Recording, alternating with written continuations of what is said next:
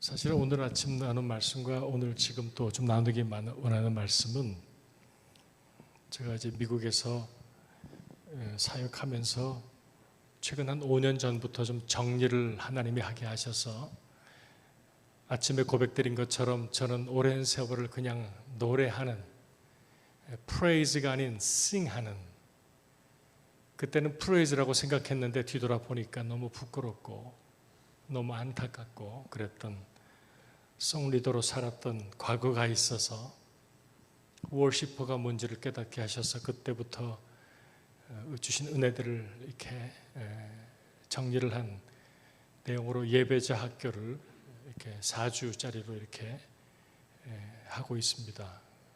참 많은 은혜가 있어서 짧은 시간이지만 오늘 아침과 그리고 저녁 시간에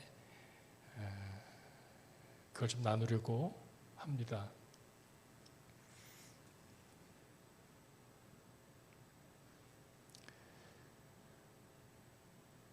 하나님은 우리의, 저와 여러분의 찬양에 감격하십니다. 여러분 그걸 아십니까? 오늘도 찬양하는데 다윗을 생각나게 하셨습니다.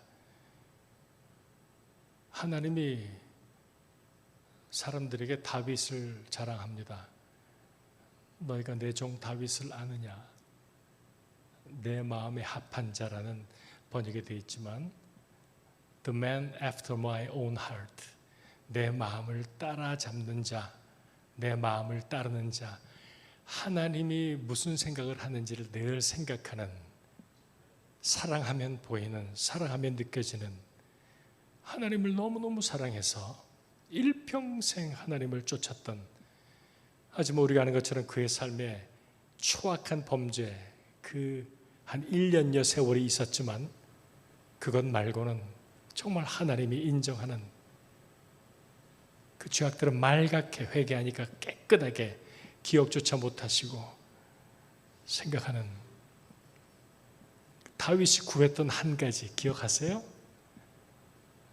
내가 여호와께 한 가지를 구한다. 나는 한 가지를 구한다. 다윗 대왕이 되어서도 한 가지를 구합니다. 하나님만 구합니다. 하나님의 얼굴을 구하고 주의 궁정에 거하고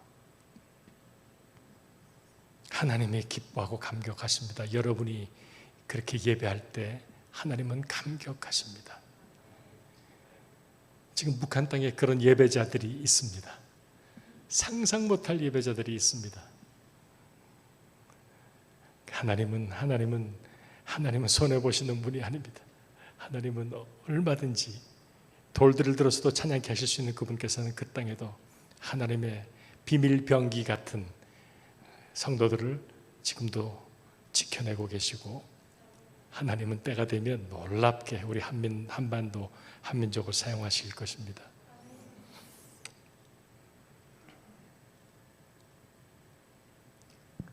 삶의 예배, 예배의 삶, 예배자의 삶, 우리 찬양 팀원들이 오늘 많이 나와줘서 감사합니다.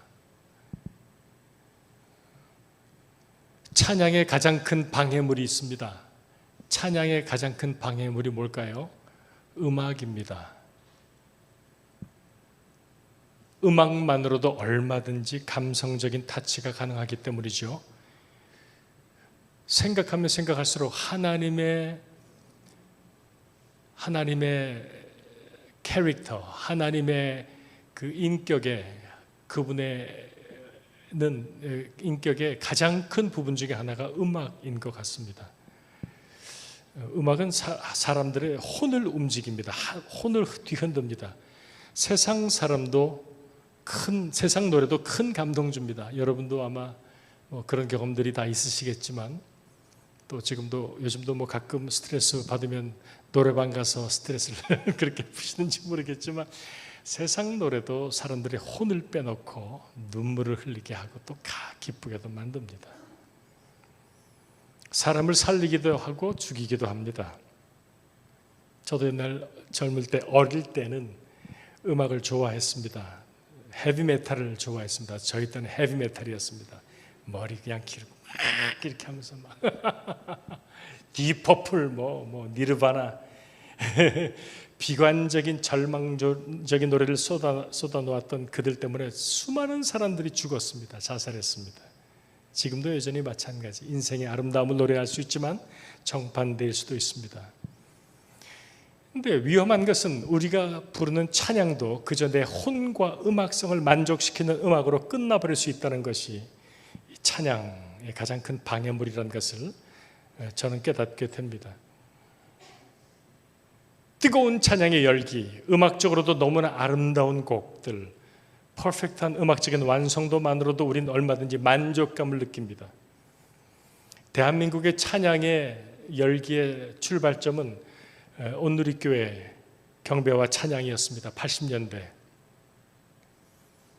그 가운데서 하나님의 영광을 위해서 삶을 돌이키고 헌신하는 선교사와 일꾼들이 얼마나 많이 나오는지 모릅니다. 근데 여러분 아십니까?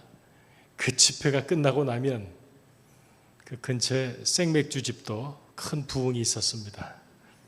아, 시원하다, 한잔하자.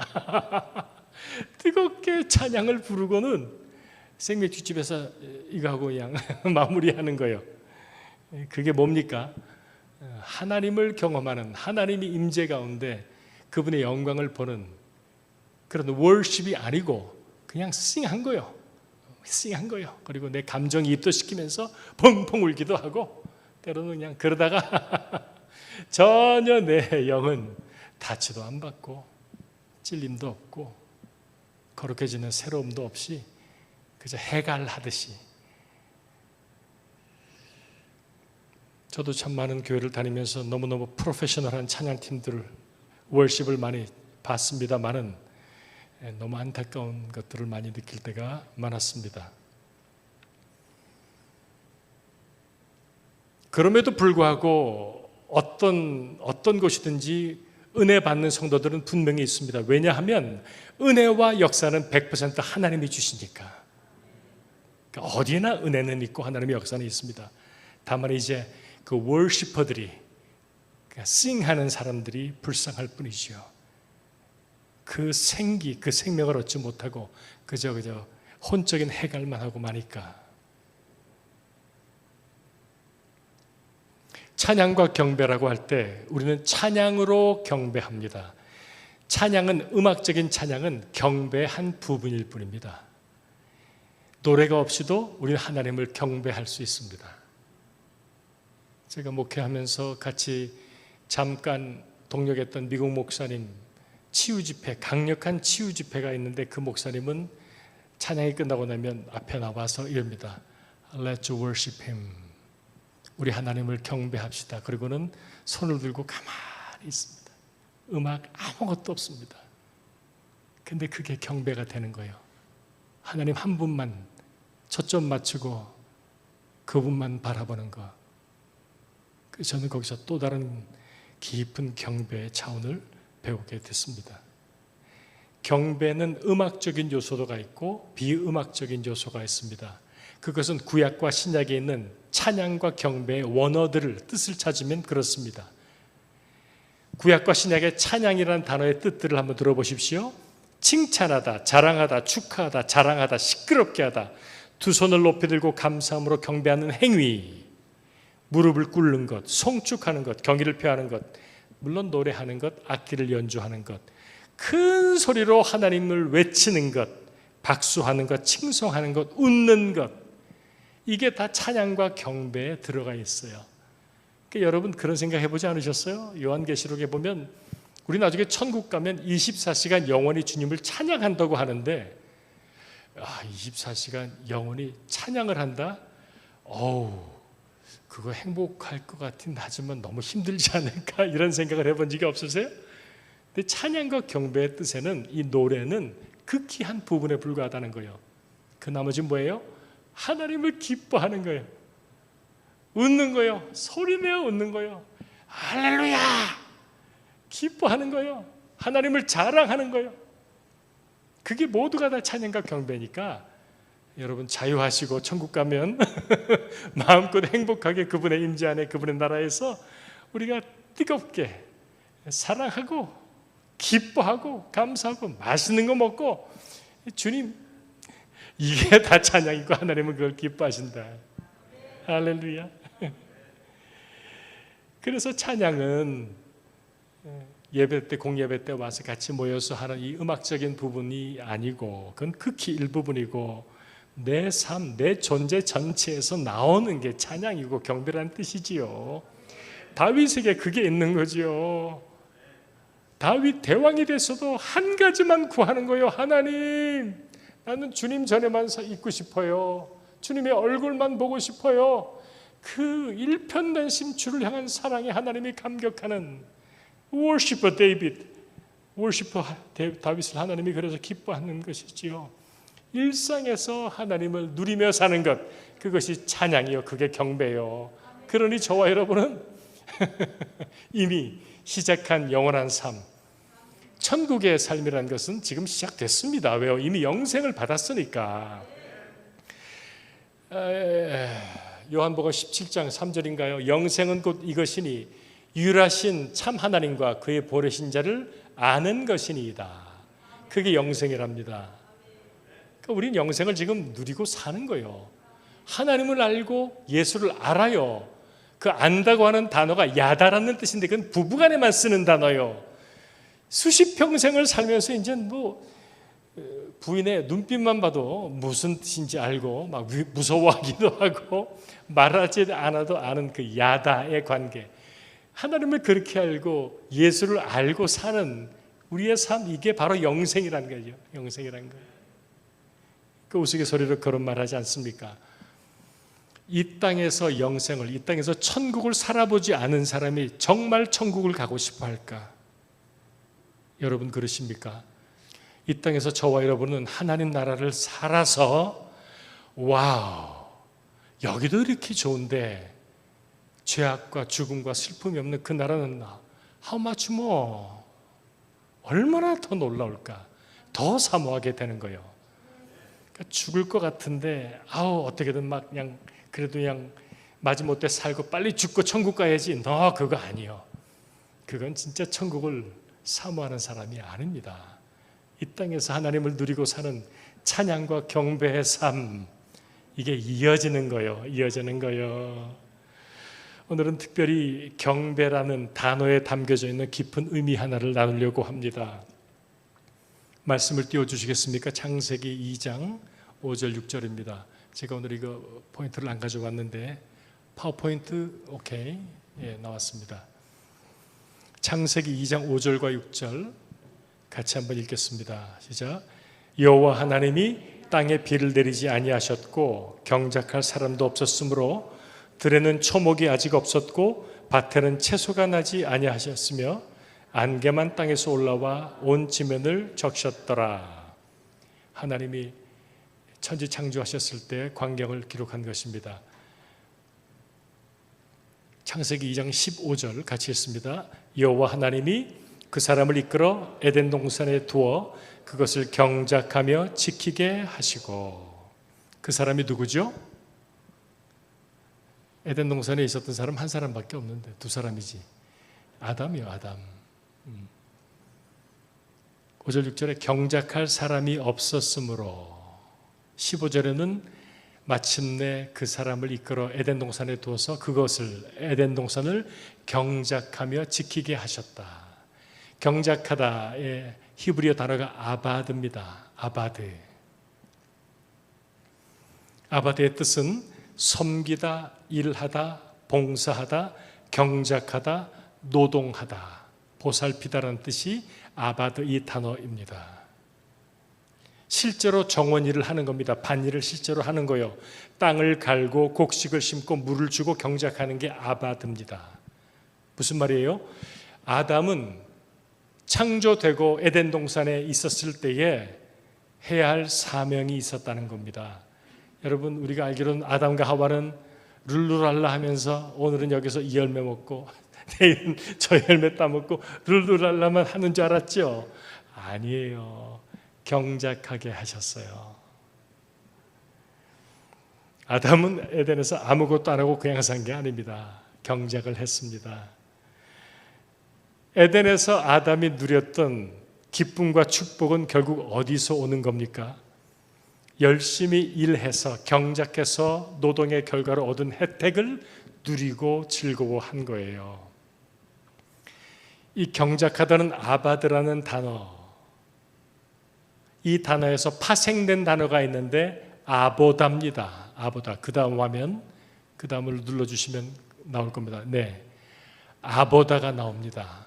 같은 어원입니다. 그런데 아보다의 뜻이 뭐라고요? 예배하다입니다. 하나님에 대한 예배, 하나님에 대한 경배가 아담의 노동에서 나왔습니다. 아담은 노동하면서 하나님을 예배했습니다. 에덴에서 아담의 예배는, 경배는 열심히 그 땅을 갈고 경작하는 것이 아담의 예배였습니다.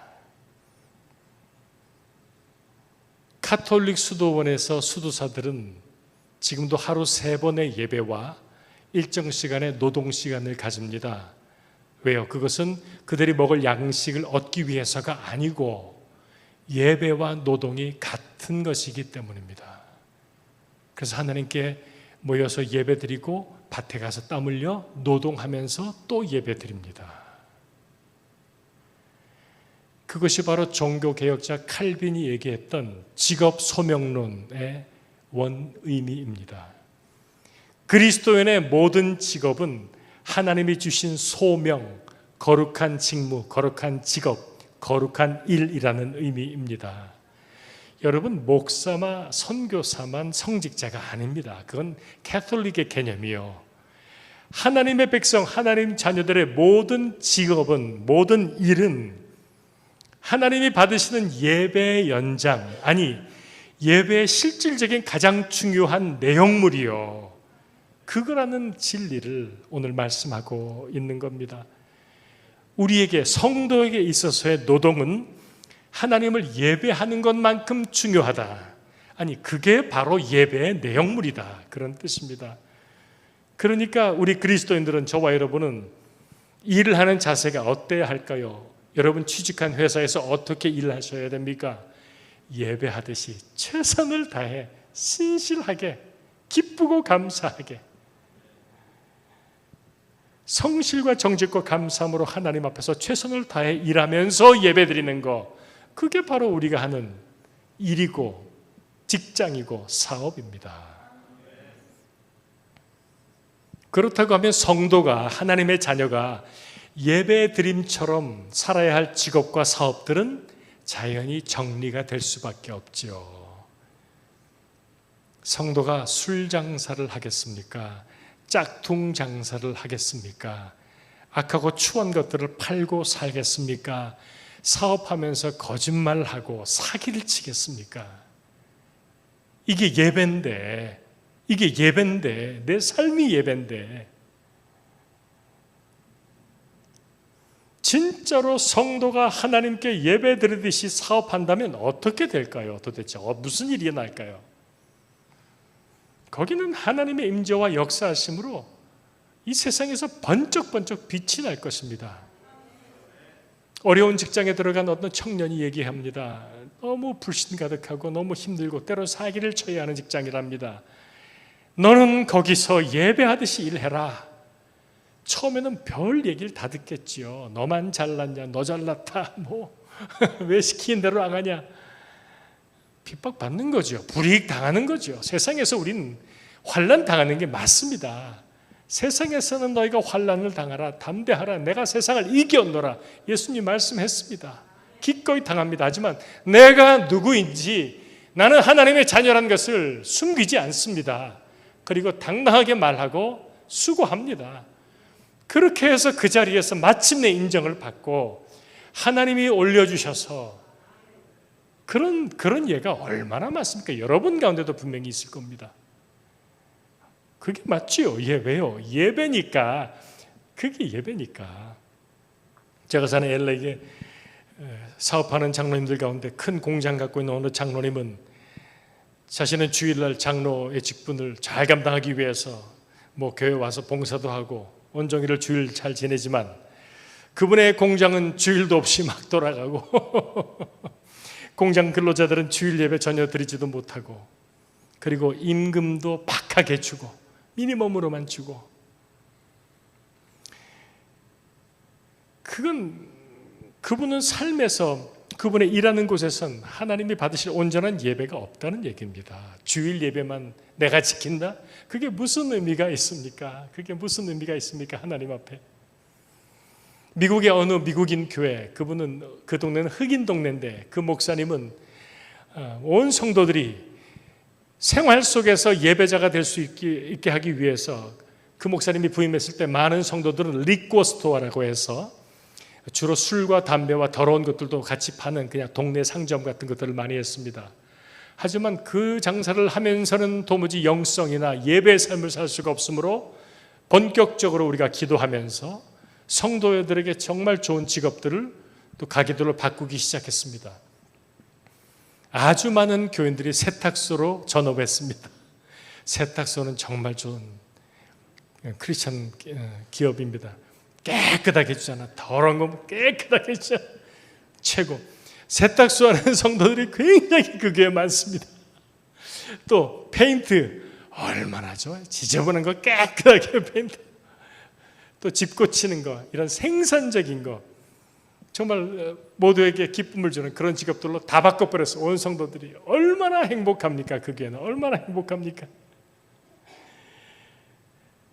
미국에 가서 함께 찬양했던 우리 큰 교회 찬양 팀원 중에 어느 집사님, 그 집사님은 수완빗이라고 하는 야외 장터 같은 데서 가구들을 파는 일을 오랫동안 했습니다. 근데 그 일이 먹고는 살지만 쉽지 않아요. 그러면서 좀 덜 힘들고 돈을 좀 많이 벌 수 있는 걸 찾는데 부동산업자한테 연락이 왔답니다. 리코스토어가 하나 나왔는데 너무 싸게 나왔다. 당신 이거 사면 대박이다. 그래서 가보자고 가봤는데 이 집사님 마음에 퍽 걸리는 게, 같이 찬양했던 집사님이니까, 리코스토어는 술 팔고 담배 팔고 거기까지도 어떻게 참아보겠는데 20년 전, 30년 전 그때는 리코스토어, 지금도 그런지 모르겠습니다만은 안쪽에 이렇게 성인 잡지들을 파는 거예요. 더러운 잡지들을 파는 거예요. 근데 그게 집사님 마음에 쿡 찔려왔어. 이거는 어떻게 좀 덜 팔아보는 쪽으로 해보겠는데 저거는 나 안 팔겠습니다 하니까 그 사람이 이걸 안 팔면 수입이 아주 얼마 안 된다 이런 식으로 얘기를 했다는 거예요. 우리 찬양팀 모임에서 그걸 내놓고 내가 마음이 너무 걸리는데, 그런데 돈은 쉽게 버는 일이니 자꾸 마음이 흔들립니다. 우리 같이 기도했죠. 당연히 안 했죠. 당연히 안 했습니다. 그걸 성도가 어떻게 그런 잡을, 그런 가게를 삽니까? 성도가 또 찬양하는 사람이 어떻게 그 일을 합니까? 그분은 지금도 수완빗에서 가구를 팔고 있습니다. 괜찮아요. 어렵고 힘들어도 괜찮아요. 하나님이 아시잖아요.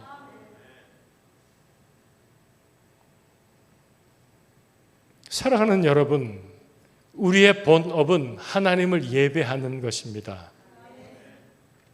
본업은 예배입니다. 이 아멘 하시는 분들은 상당히 위험하신 분들인데 진짜입니까? 본업, 성도는 하나님을 만난 성도가 된다는 것은 삶이 뒤집어지는 일입니다. 고린도후서 5장 17절 말씀이죠. 그렇죠? 이전 것은 지나갔으니 보라 새 것이 되었도다 하면 우리 삶의 모든 가치가 180도 뒤집어지는 게 성도가 되는 일이요. 본업이 부업이 되고 부업이 본업이 돼.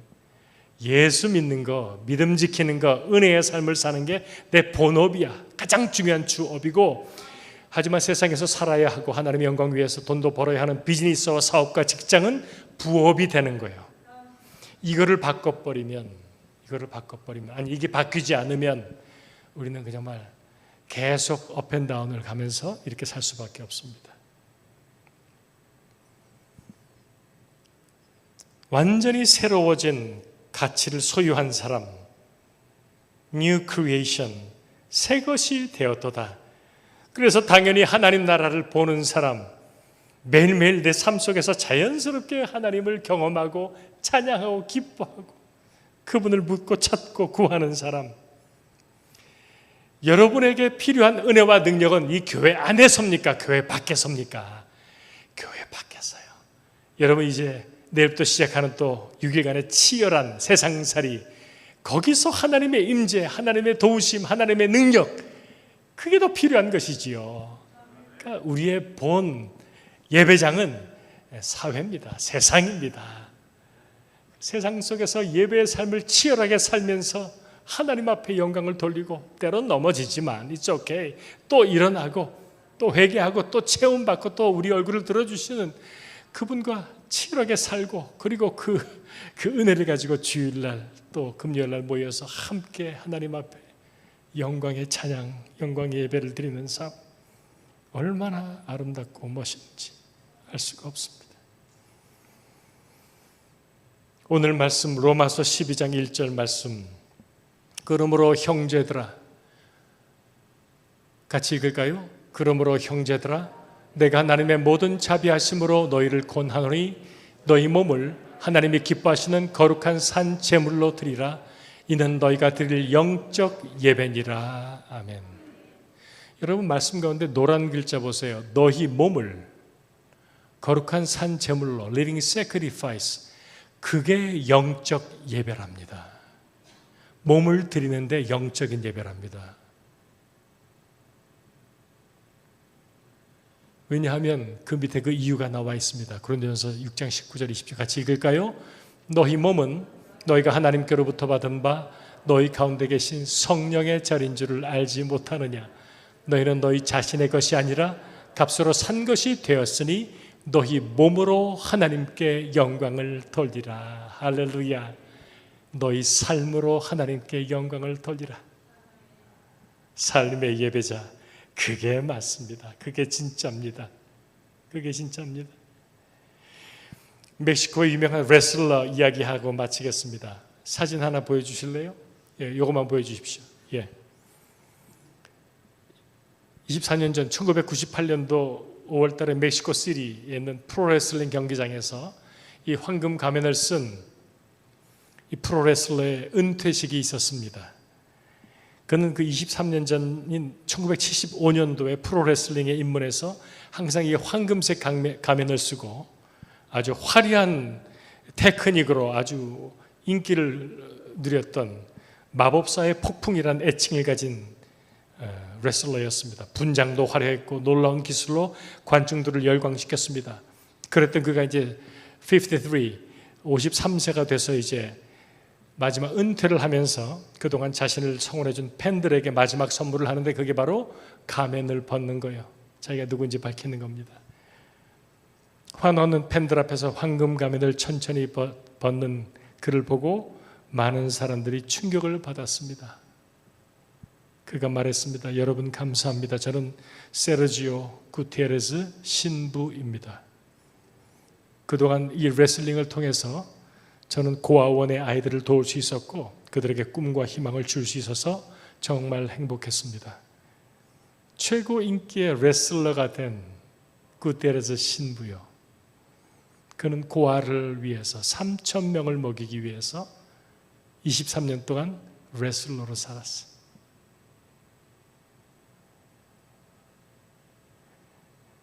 피땀 흘리던 레슬러 생활하면서 그는 하나님께 예배드린 거예요.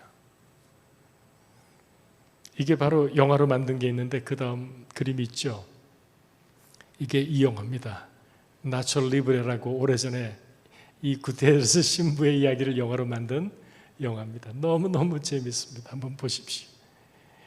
구테레스 신부는 레슬러로서 신부의 소명을 감당했습니다. 수도원에서의 미사와 기도와 노동을 통해서도 하나님은 영광을 받으시지만 당신에게 맡겨주신, 자기에게 맡기신 고아들을 위해서, 사랑을 위해서 성직자들에겐 상상하기 힘든 레슬링장에서 피땀을 흘리면서 그는 하나님을 예배하고 자신에게 주신 소명을 감당하는 거룩한 삶을 살아낸 것입니다. 기억하십시다. 사랑하는 율전교회 성도 여러분이요, 우리의 참 예배는 결코 이곳에서 드리는 예배로 끝나지 않는다는 것을, 우리의 진짜 예배는 이곳을 벗어나는 그 순간부터 시작이라는 것을 가장 중요한 예배 장소가 어디입니까? 여러분 가정이요. 여러분 가정. 여러분 가정이 천국 되지 않으면 우리 자녀들이 어떻게 하나님을 믿어요? 부모는 하나님을 보여주는, 자녀들에게 하나님을 보여주는 창문이랍니다. 정확한 말입니다. 우리 자녀들은 우리 부모를 통해서, 그 창문을 통해서 하나님을 보는 거예요. 부모가 캄캄하면 하나님이 안 보이는 거예요.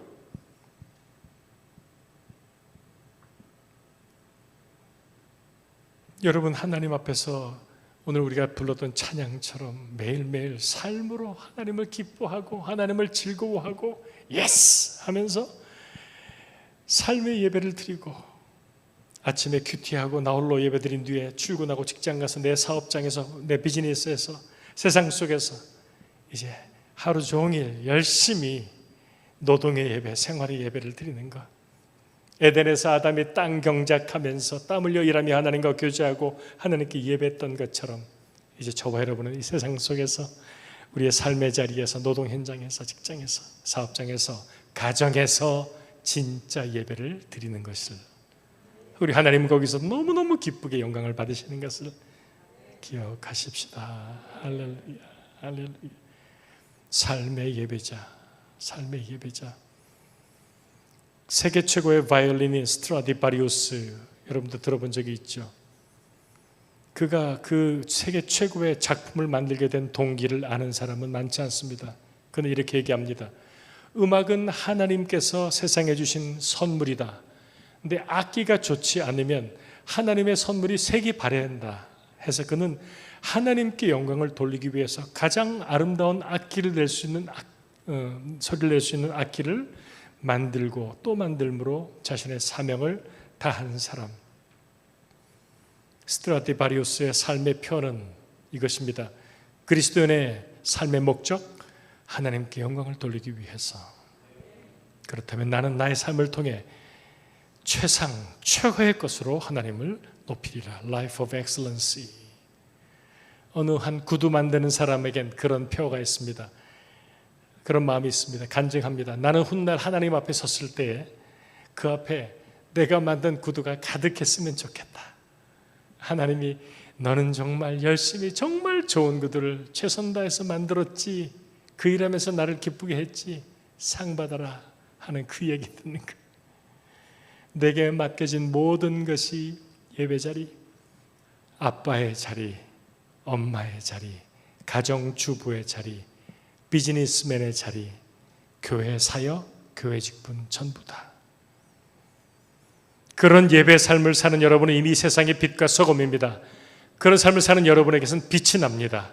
세상은 그 빛을 봅니다. 안 보는 것 같지만 다 봅니다. 그리고 정작 어려움 당하면 여러분 찾아와서 묻습니다.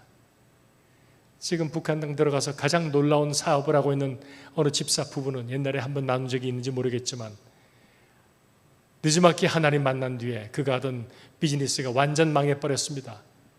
그런데 이 부부는 하나님을 만나서 싱글싱글합니다. 망했는데, 뱅크럽, 파산을 했는데 싱글싱글 웃고 다닙니다. 그러니까 같이 사업하던 사람들이 와서 묻더랍니다. 사장님, 파업했는데, 파산했는데 왜 웃고 다니십니까? 걱정 안 되세요? 그러니까 괜찮습니다. 제가 하나님을 만났습니다.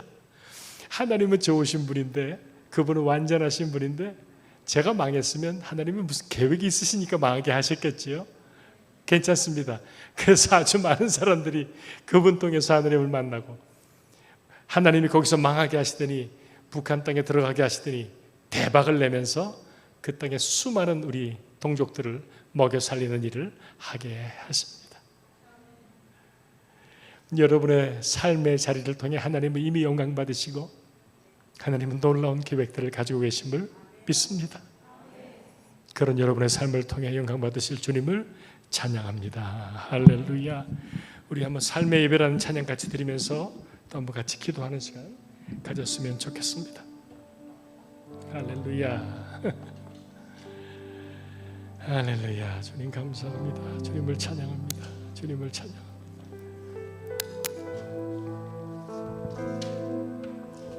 이 찬양도 아마 오늘 처음 부르시는 것 같은데 가사가 이렇습니다. 보여주는 예배가 아닌 마음으로 드리는 예배, 노래하는 찬양보다 삶으로 고백되는 예배, 나를 위한 예배가 아닌 주님 뜻을 향한 예배, 내 마음과 정성 다하여서 주 앞에 드려지는 예배, 주 앞에 엎드려 경배합니다. 온전한 예배, 내 마음의 예배, 내 모든 것 받기 합당하신 분, 주 앞에 엎드려 예배합니다. 나의 모든 삶, 나의 모든 뜻, 말씀 앞에 순종하는 삶의 예배를 드리기 원합니다. 우리의 찬양, 우리의 고백으로 주님 받으시옵소서.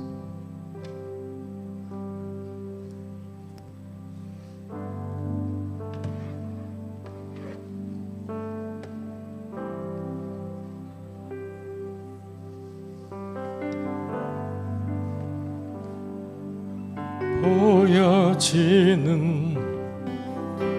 예배 아닌 마음으로 드리는 예배, 노래하는 찬양보다 삶으로 고백되는 예배, 나를 위한 예배하니 주님 뜻을 향한 예배, 내 마음과 정성 다하여서 주 앞에 드려지는 예배,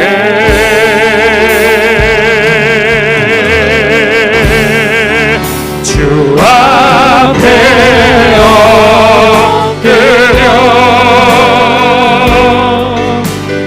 경배합니다.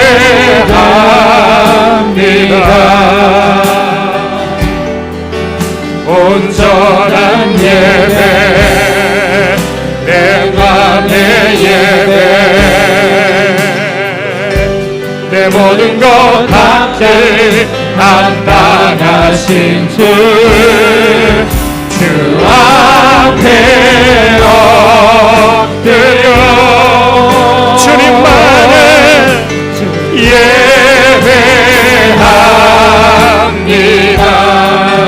받으소서 나의 모든 삶, 나의 모든 뜻, 말씀 앞에 순종하는 삶의 예배 드리기 원하네. 우리 한번 자리에서 다 일어나셔서 한번 찬양했으면 좋겠습니다. 전심으로 보여지는 예배하니 마음으로 드리는 우리의 고백을 받으시옵소서. 노래하는 찬양보다 삶으로 고백되는 예배, 나를 위한 예배하니 주님 뜻을 향한 예배, 할렐루야. 마음과 정성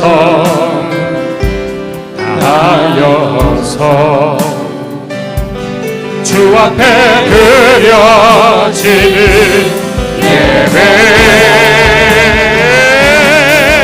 할렐루야. 주 앞에 엎드려 주님만을 경배합니다.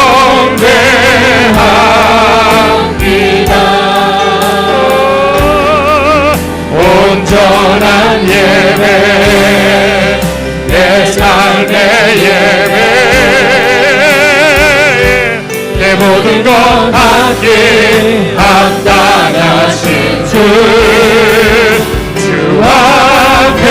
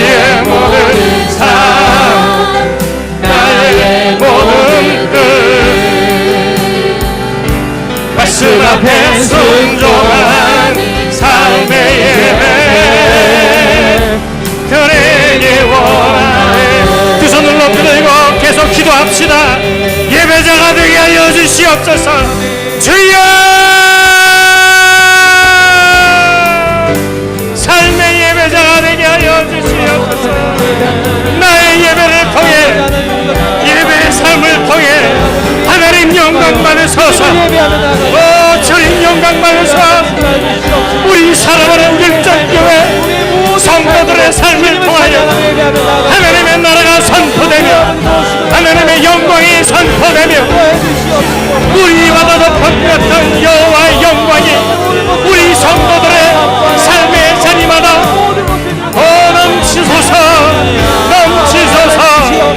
영광을 받으소서. 나의 왕 나의 하나님,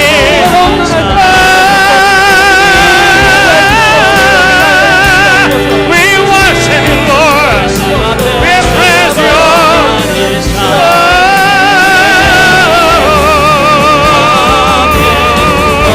영광을 받으소서. 예배자의 삶이 되게 하소서. 선포합니다. 예배의 삶을 삽니다. 하나님 영광 받으소서. 하나님 찬양 받으소서. 오 할렐루야. 주 앞에 엎드려, 주 앞에 엎드려 주님만을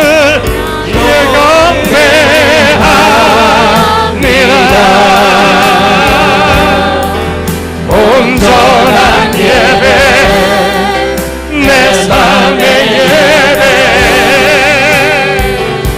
내 모든 것 받기 합당하신 분, 주 앞에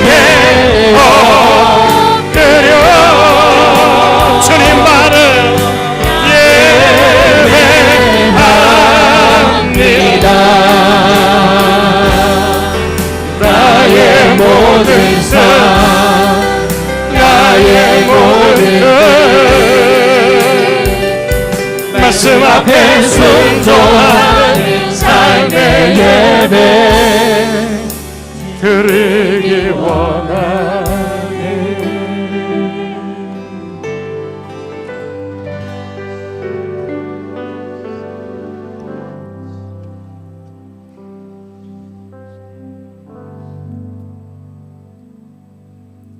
우리의 예배는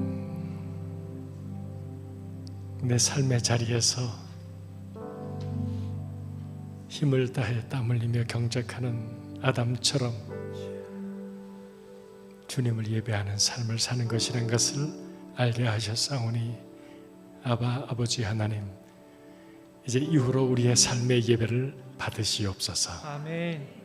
그곳에 하나님의 나라가 임하시고 하나님의 영광이 임하시며 아멘. 하나님의 생기가 나를 만나는 모든 사람들에게 전해져 가는 성도 하나님 자녀 삶을 누리며 살게 하시옵소서. 아멘. 오 하나님 감사합니다. 그런 삶을 사는 이 자리에 있는 저희들만으로도 하나님은 열방을 구원하실 수 있음을 믿습니다. 아멘. 영광을 받으소서. 아멘. 찬양을 받으소서. 아멘. 우리 율전교를 통해 영광 받으실 주님을 찬양합니다. 송축합니다. 아멘.